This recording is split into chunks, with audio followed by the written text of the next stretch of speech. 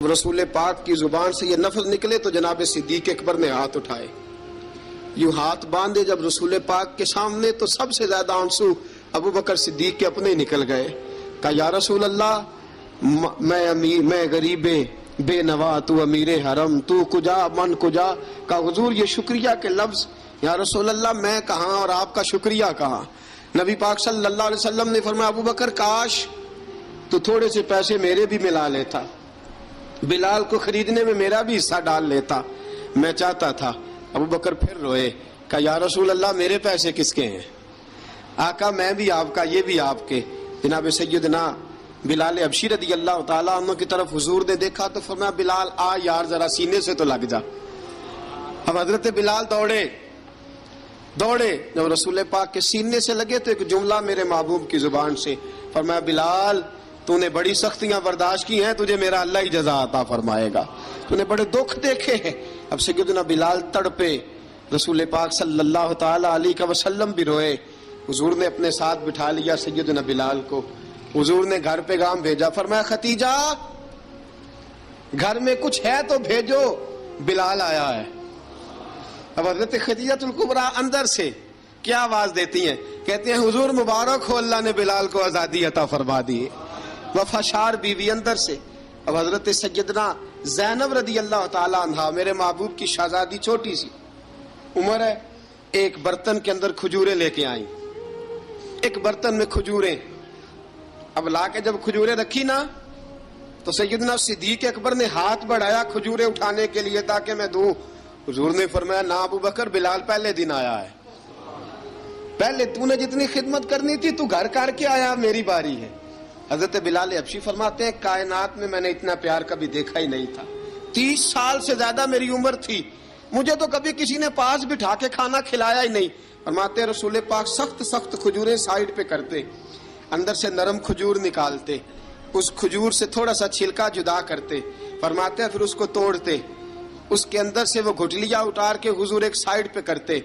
वो नरम खजूर रसूल जब मेरी तरफ बढ़ाते, हजरत बिलाल फरमाते हैं भूख तो बड़ी थी लेकिन आज भूख सारी भूल गई थी। आज मुझे यूं लगता था जैसे मैं जमीन पे नहीं अर्श की बुलंदियों पे बैठा हुआ हूँ।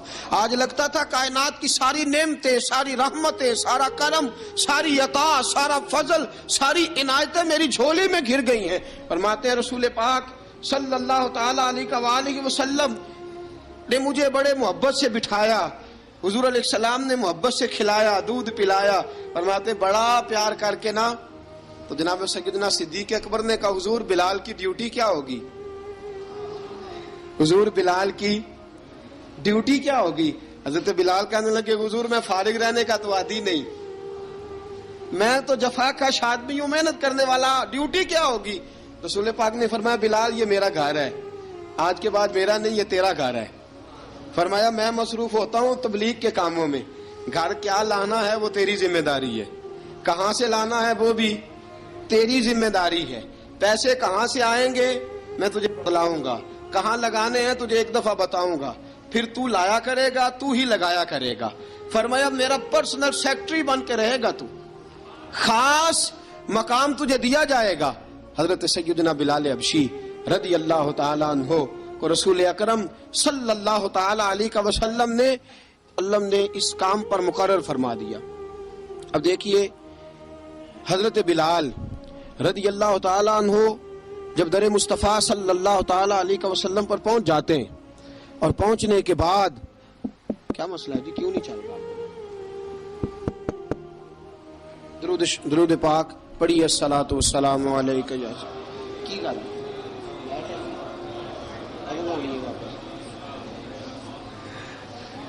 मैं ये गुजारिश कर रहा था कि हजरत बिलाल हबशी रदी अल्लाह ताला अन्हु को रसूल पाक ने ये ड्यूटी अता फरमा दी। अब पता क्या होता, हजरत पर्दे की आयतें तो अभी आई नहीं थी, हजरत बिलाल रदी अल्लाह ताला अन्हु रसूल पाक के साथ निकलते तबलीग के लिए, किसी काम के लिए, सौदा सरफ लाते बाजार से। ये मक्के के दिनों की बात है, मक्के के दिनों की सौदा सरफ बाजार से लाते। अब 4 बेटियां थी हजरत खदीजतुल कुबरा की, घर के काम काज होते थे, जब जरा फारिग होते दरवाजे पर दस्तक देते। हजरत खदीजा फरमाती बिलाल तू आ गया है, वो दस्तक से पहचानती है कि बिलाल के दस्तक है, बिलाल आ गया। کہا اماں جی میں سارے کام کاج باہر کے ختم کر آیا ہوں، گھر کا کوئی کام ہے تو ذرا مجھے بتاؤ۔ آپ فرماتی گھر کے کام ہے پر میں کر رہی ہوں۔ اب حضرت بلال گلنا شروع کرتے، یہ ہے محبت۔ آج اگر ہم کہیں خادم ہو بھی نہ تو بہانے ڈھونڈتے پھرتے ہیں فارغ ہونے کے۔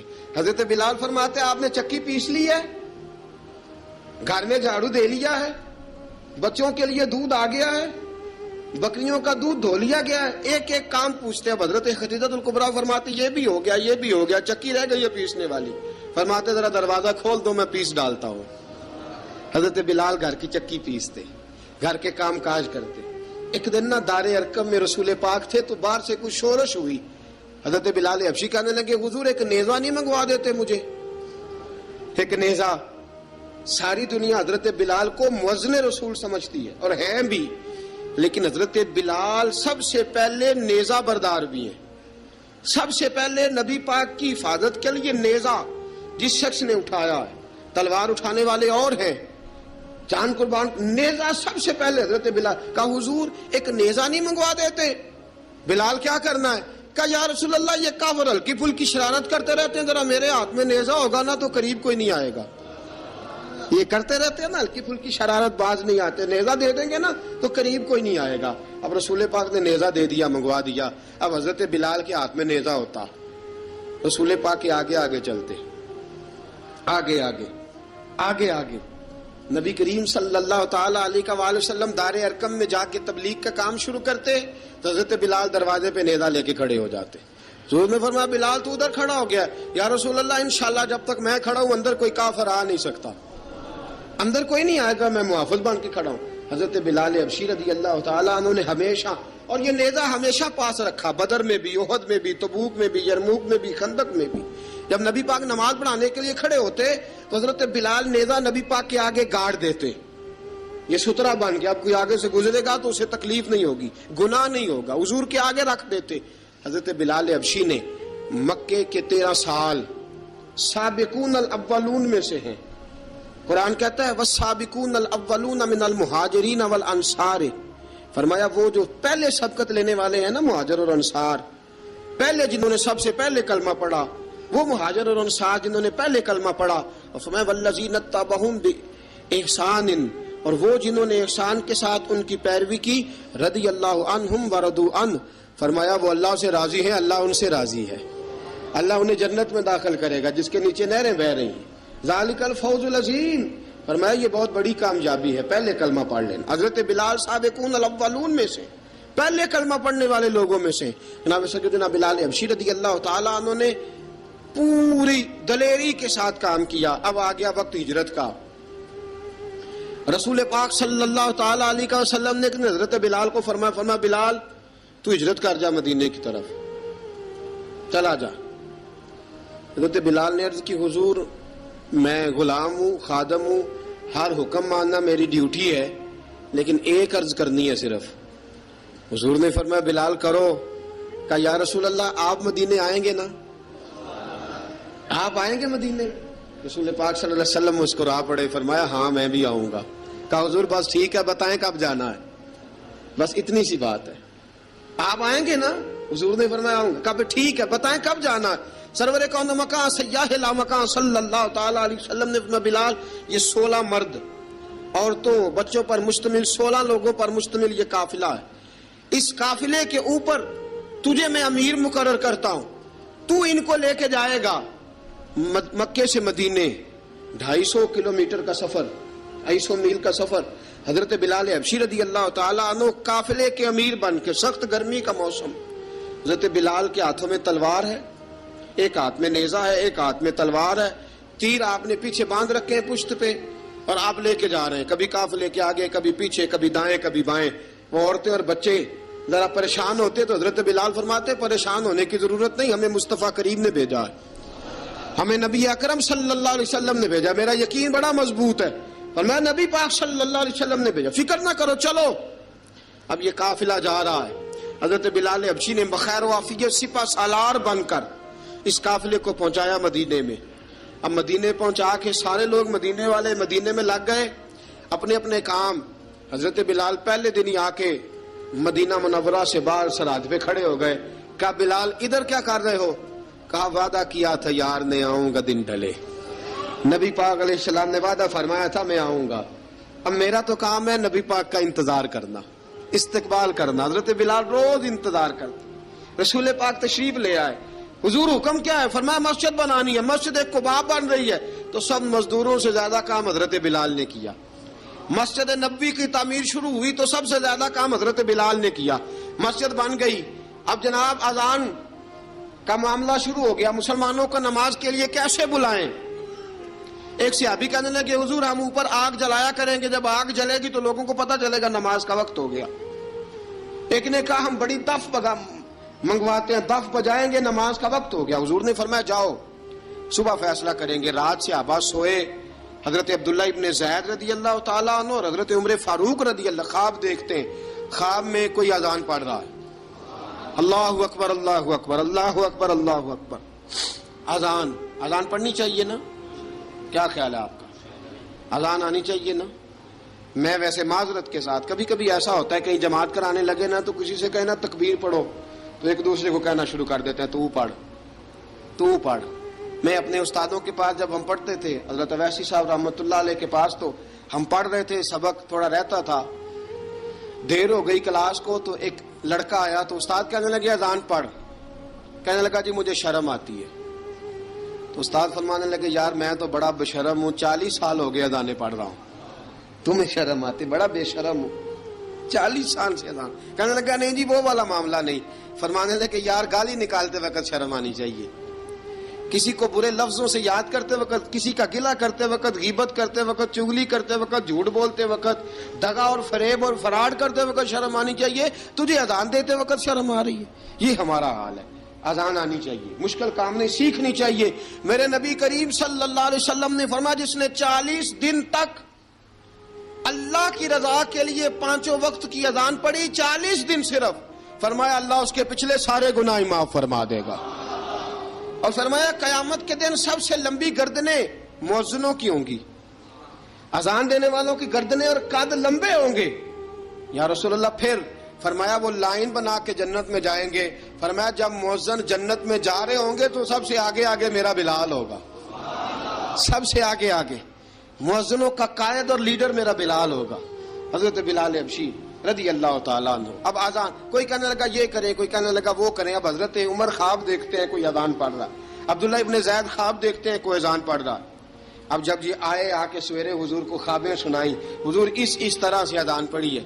فرمایا جس طرح کی تمہاری خواب ہے نا اسی طرح میرے اللہ کی رضا بھی ہے. حضور اذان پڑھے گا کون؟ فرمایا بلال پڑھے گا. حضرت بلال کی آواز میں لکنت تھی، اشہد نہیں کہتے تھے، اسحد کہتے تھے، لکنت تھی. حضور نے فرمایا بلال کا اسحد بھی اللہ اشہد بنا کے قبول فرماتا ہے. لوگوں نے کہا حضور بلال اذان پڑھے گا؟ حضور نے فرمایا انشاءاللہ یہی پڑھے گا. حضور نے حضرت بلال کو اب اصحاب صوفہ میں پڑھتے بھی تھے، باقاعدہ علم بھی حاصل کرتے تھے، نبی پاک کے پاس تعلیم حاصل کرتے تھے، حضرت بلال حبشی. اب حضور نے فرمایا بلال یہ اذان کے لفظ ہیں تو اذان پڑھا کرے گا. جناب بلال حبشی کو اذان سکھا دی اور رسول پاک صلی اللہ تعالی وسلم نے فرمایا چڑھ جا مسجد نبوی کے ساتھ مینارے پہ، چڑھ جا ایک کونے پہ اور چڑھ کے اذان پڑھ. اب حضرت بلال حبشی رضی اللہ تعالیٰ عنہ نے سب سے پہلی اذان تاریخ میں پڑھی، سب سے پہلی اذان. 2 مرتبہ حضرت بلال اذان نہیں پڑھ سکے جب تک رسول پاک موجود ہے. 2 مرتبہ، ایک مرتبہ تو مدینہ منورہ میں کسی وجہ سے حضرت بلال اذان نہ دے سکے، ایک مرتبہ تبوک سے واپسی پہ سو گئے. حضور نے فرمایا بلال تیری ڈیوٹی ہے ہمیں جگانے کی. حضرت بلال خود بھی سو گئے. سویرے جب اچھی طرح سے سورج چمکا تو رسول پاک کی آنکھ کھلی. حضرت بلال کو حضور نے آواز دی، جناب بلال چونک کے اٹھے. فرمایا تجھے کہا تھا جگانا ہے. یا رسول اللہ ساری رات جاگتا رہا، جب جاگنے کا ٹائم آیا تو سو گیا. میں نے کہا میں ذرا کمر سیدھی کر لوں. حضور بس لیٹا ہی ہوں تو آنکھ لگ گئی، ٹیک لگائی ہے بس میں نے، پتھر کے ساتھ آنکھ لگ گئی. حضور نے فرمایا چلو پڑھو اذان. حضرت بلال نے اذان پڑھی اور سورج چمکتے میں رسول پاک نے نماز ادا فرمائی. عزیز دوستو حضرت بلال حبشی نے ہمیشہ اذان پڑھی، ہمیشہ. نبی کریم صلی اللہ تعالی علیہ وسلم کے صحابہ ایک دن حضرت بلال سے کہنے لگے بلال تو ساری زندگی اذان پڑھتا رہا، مزہ کب آیا اذان پڑھنے کا؟ مزہ کب آیا؟ حضرت بلال کہنے لگے ایک اس دن جس دن مجھے حضور نے اذان سکھائی تھی بڑا لطف آیا تھا حضور سے اذان سیکھنے کا، اور فرمایا ایک اس دن مجھے مزہ آیا جب میں نے کعبے کی چھت پہ کھڑے ہو کے اذان پڑھی ہے۔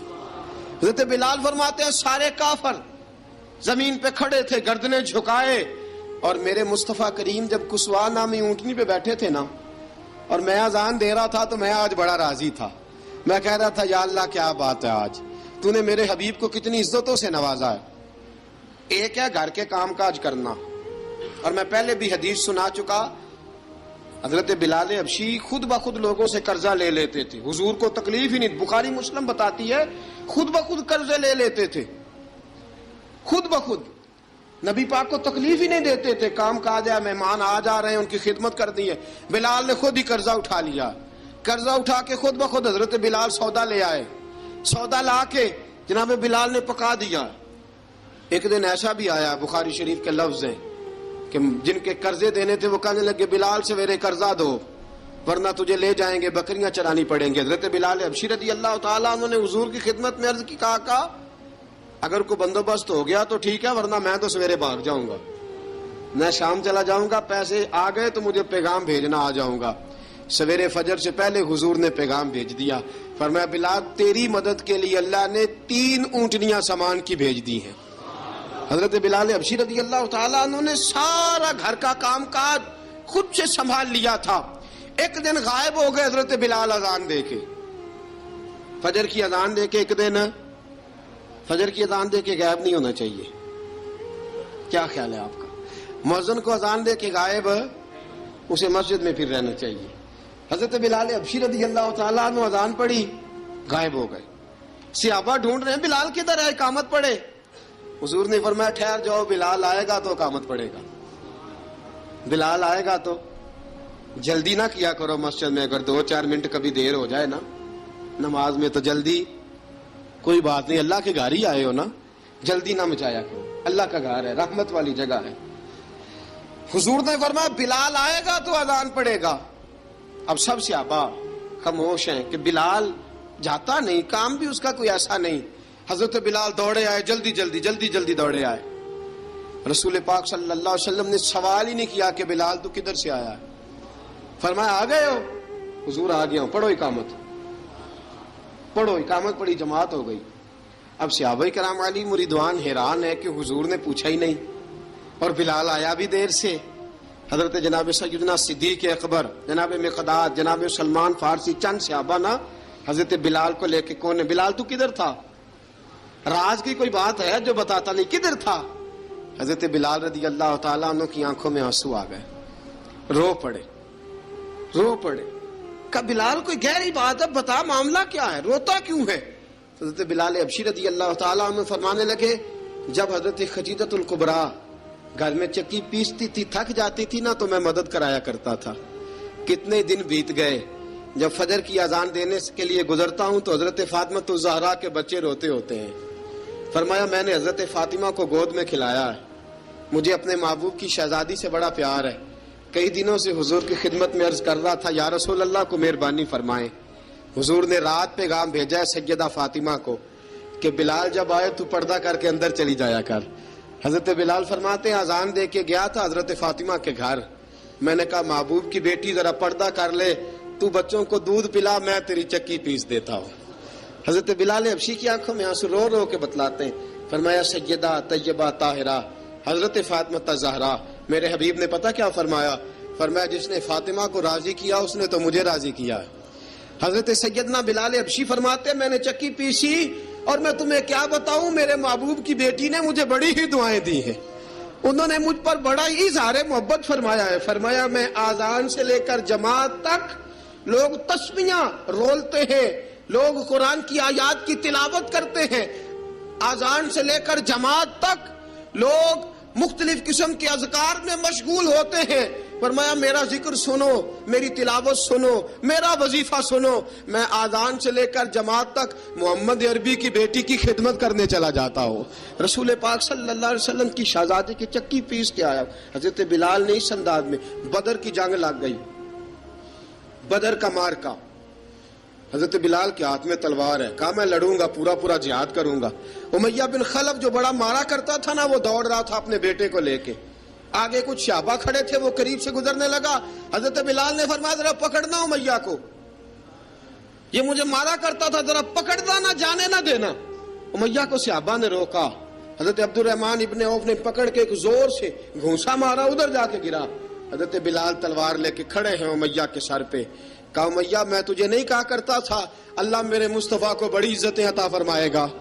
میں تجھے نہیں کہا کرتا تھا کہ خدا ہمیں غلبہ دے گا؟ هو الذی ارسل رسولہ بالہدی ودین الحق لیظہرہ علی الدین کلہ.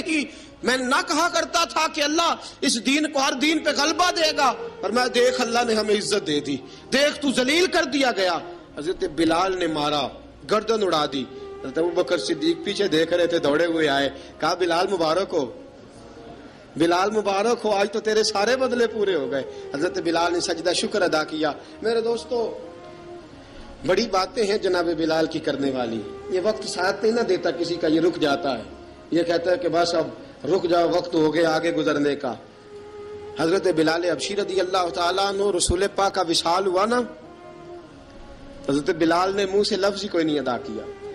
کسی نے اپنا دکھڑا کسی انداز میں سنا لیا. حضرت عمر نے کہا, جس نے کہا حضور وصال کر کے گردن اڑا دوں گا. حضرت عثمان غنی نے کہا خبردار کوئی مجھے آ کے نہ بتائے کہ مصطفیٰ وصال کر گئے. حضرت علی المرتضیٰ رضی اللہ تعالیٰ عنہ نے فرمایا نہ بھائی, میرے مصطفیٰ پر تو موت آتی ہی نہیں جس طرح عام لوگوں پہ. سب لوگوں نے اپنے اپنے اظہار کر لیے نا, بلال نے کسی کو دکھ بتایا ہی نہیں. ایک کونے میں بیٹھ کے نا حضرت بلال اکیلے آنسو بہاتے رہے, کسی کو بتایا ہی نہیں, اکیلے روئے. ایک شخص کہنے لگا یار بلال بولتا نہیں. کہا نہ بلاؤ اسے. عصر کی نماز کا وقت ہوا نا, تو وہ بلال جو کعبے کی چھت پہ بغیر سیڑھیوں کے چڑھ گیا تھا, وہ بلال جو کعبے کی چھت پہ بغیر کسی سہارے کے چڑھ گیا تھا, اس بلال کو کہا کہ بلال چل ذرا آذان پڑھ, مسجد کی چھت پہ چڑھ جا. حضرت بلال کئی بار چڑھے اور کئی بار گرے, کئی بار چڑھے اور کئی بار گرے.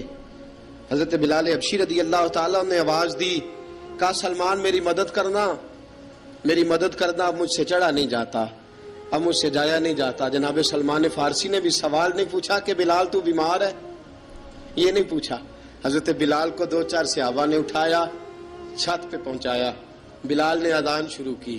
جب کہا نا اللہ اکبر اللہ اکبر, وہ آواز جس میں بڑا سوز ہوتا تھا, بڑی درد, بڑی بلندی ہوتی تھی, بڑا جوش خروش ہوتا تھا, آج وہ آواز دب گئی.